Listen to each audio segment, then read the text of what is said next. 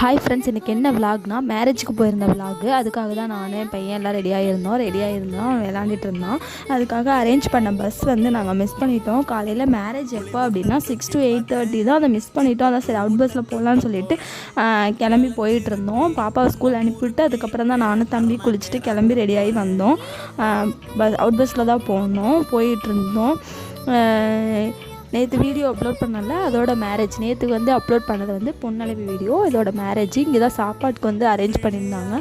அதனால் போனதுமே நமக்கு சாப்பாடு தான் முக்கியம், சோறு தான் முக்கியம் பிகிலு. அதே மாதிரி போனதும் சாப்பிட்டோம். சாப்பிட்றதுக்காக உட்காந்துருந்தோம். சாப்பிட்டுட்டு அதுக்கப்புறம்